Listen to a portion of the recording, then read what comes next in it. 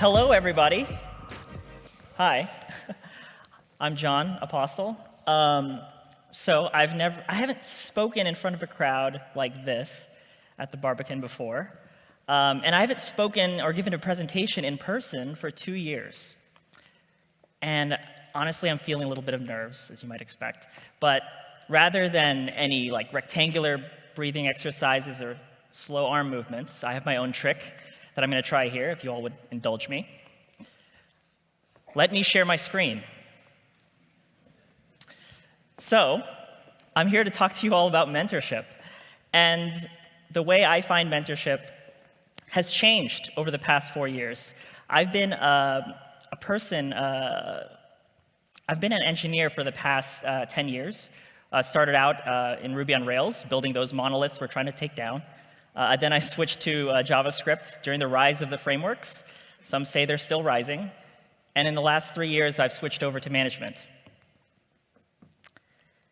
And I found that mentoring selfishly, especially as I've been a people manager, has provided for my growth, and selfishly being better than selflessly. Now, as we dive into the nuance that I'm hoping you're all expecting behind that title, I'm going to talk a bit about my experience over these past 3 years. So, I was inspired one night 4 years ago. This is a view of the Colorado River in Austin, Texas. This was a view from the penthouse suites that my startup was in.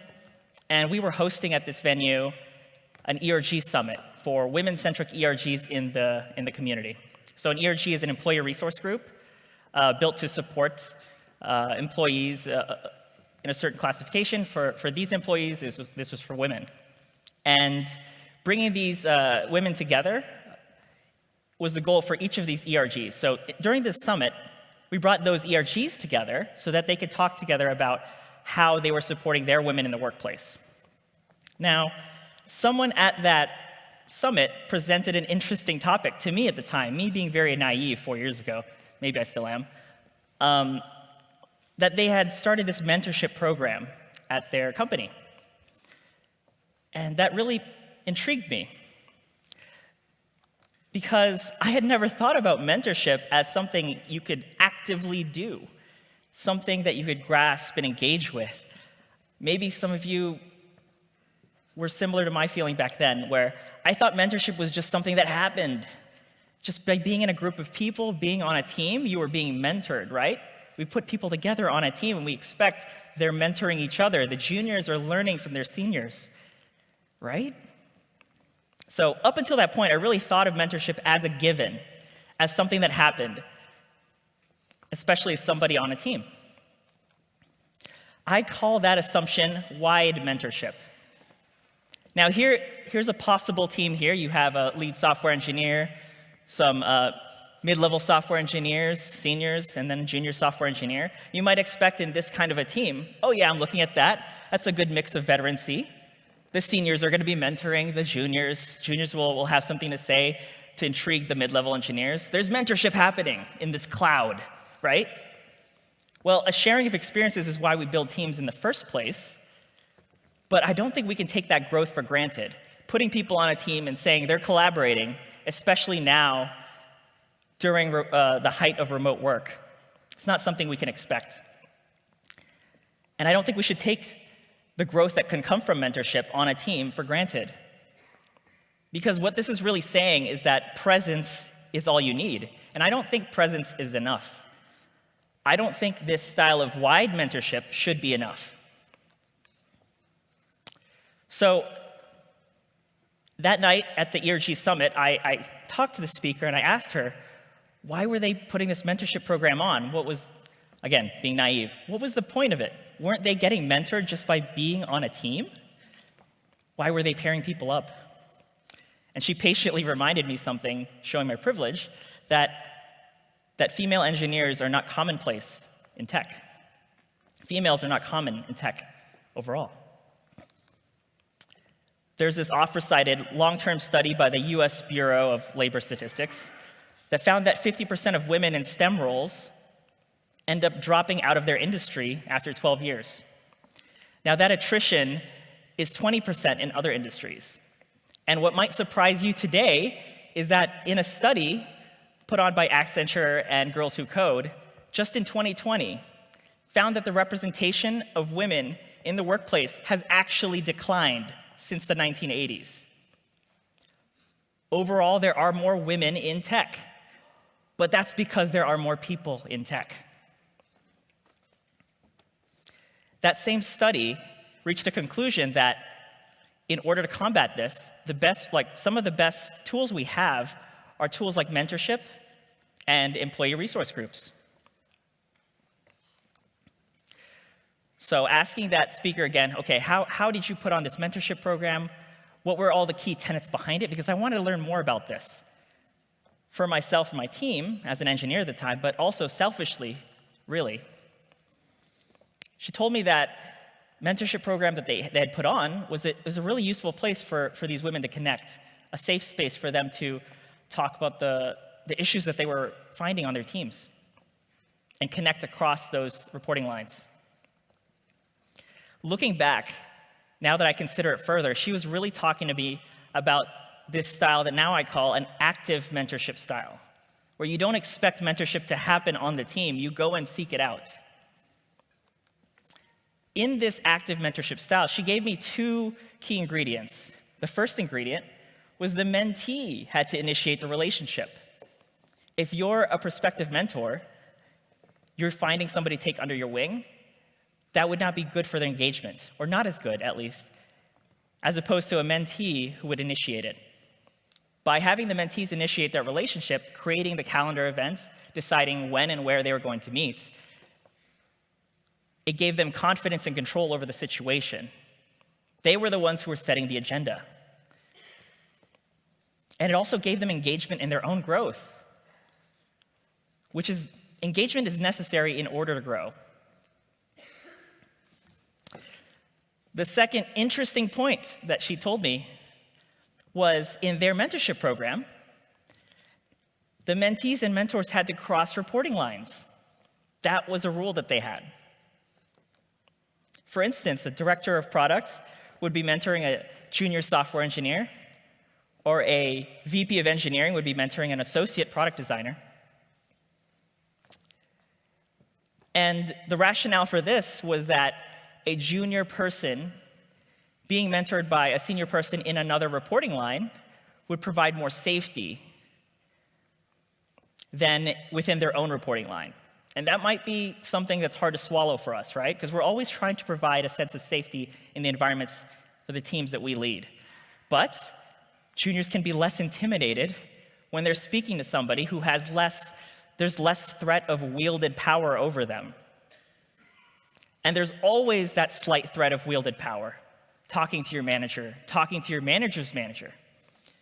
I was reminded of this a few weeks ago when I was talking to a former colleague of mine who had just switched into an engineering role. And she told me that she wasn't having much success growing in her role. And she wasn't able to communicate well with her manager or give her manager critical feedback. And she also wasn't able to give that feedback to her manager's manager. And then one layer up, I'm not going to say manager so many times. And that really reminded me about, because she was able to confide in me, working in a different reporting line at a different company, that there is that sense of safety when there isn't a threat of wielded power. These mentorships, if you take on an active mentorship style, they should feel different from the day-to-day meetings that one might have with their manager or their skip-level managers. So I picked up hiking last year. I'm a novice in hiking. This is a picture of Pedernales Falls State Park near Austin, Texas. The water levels were low that fall, and it revealed the craggy surface. When I hike, I watch the people ahead of me to see what routes they're taking, where they're going. I tend to wait, and then I'll have somebody else walk in front of me, and I'll be behind them, like, okay, they're putting their foot there. They're angling it that way. Oh, that's how they took that hill. Okay, I got it. Because I'm ensuring myself. And that's how I've always thought about my career and growing myself. I'm always following others and trying to see what they're doing so that I may emulate or grow from their experiences. So at the time, this was maybe 3 years ago at this point, I'd learned about that mentorship style. I was furthering my skills in software engineering. But I was also toying with this idea of management. And, suddenly, as Humaira had said earlier, I came home from vacation, and I was now a manager. And this was my view on the other side of the hill. This was turbulent waters. And, there were some things that I was missing, and I didn't feel all the way up to the task. So as a 0-year software engineering manager, I had two things going for me, at least. I was trusted with the team enough because I was trusted with making software engineering decisions. I had well-formed opinions I developed over the past 6 years at that point. And I had a good understanding of project management, tasks, and the role itself, how to bring stakeholders together, how to handle cross-team communication, cross-functional collaboration, all of those things that we all try to instill in our engineers, those soft skills. I had those two, but I was missing that last critical piece, the piece that really made me feel inept in my role at the time. That first week.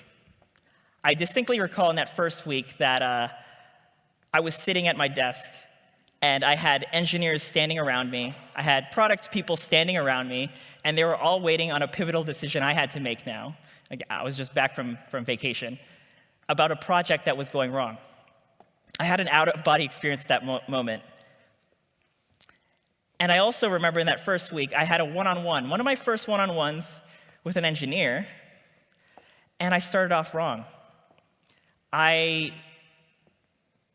ended up praising another engineer in front of them during the one-on-one, and they took that as a slight to them. Zooming out of that view, I had come to understand that I had more innate influence than before, but I hadn't yet learned how to be purposeful with that influence.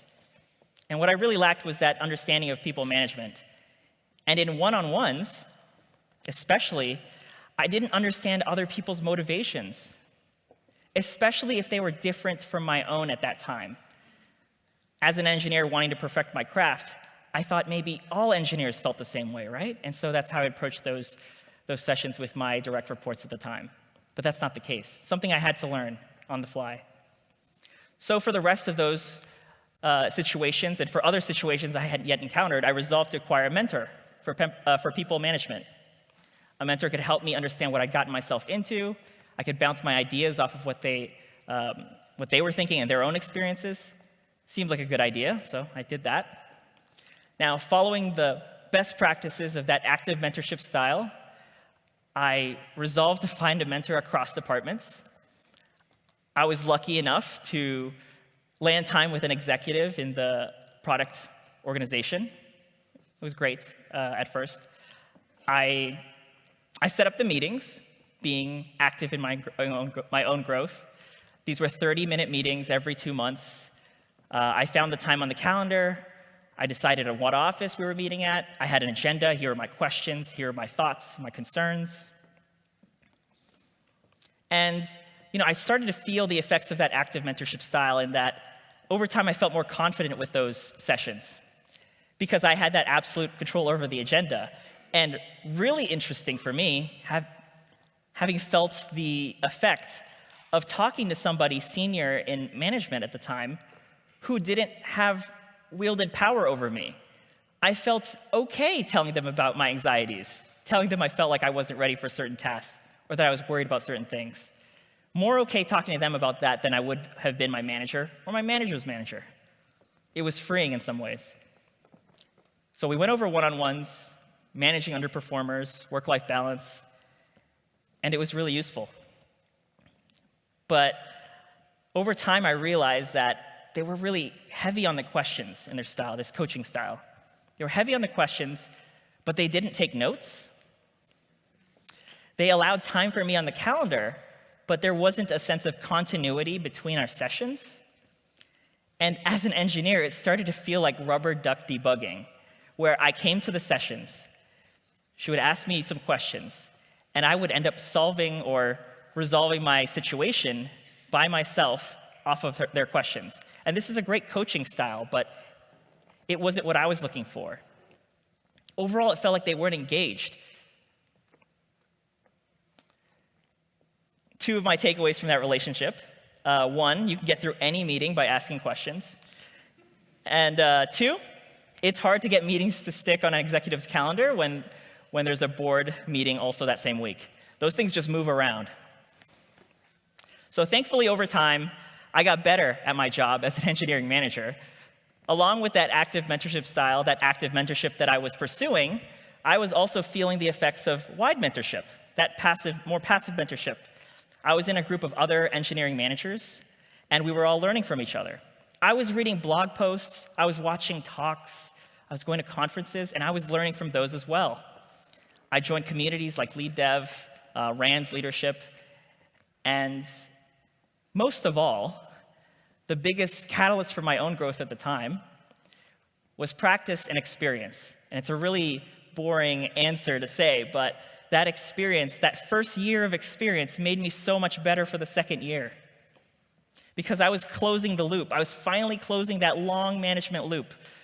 The feedback that I'd given a year ago was really taken root now. We were going over performance reviews. I was preparing promotion packets. People were growing. And for those who couldn't grow on my team, I was able to find cross-team opportunities for them. But I found that I fell into a rut. I was starting to get bored. And I was taking my own growth for granted. I started thinking, how could I actively grow as an engineering manager? I'm reading these books, I'm going to these conferences, but what else could be done? How could I grow my skills beyond the teams that I was leading, beyond the people that I had been working with up to this point? Was it just time and experience that I needed to grow into a senior engineering manager role? Did I have to wait for somebody else to kind of fall off at the top end for me to slot in, somebody to take a risk on me?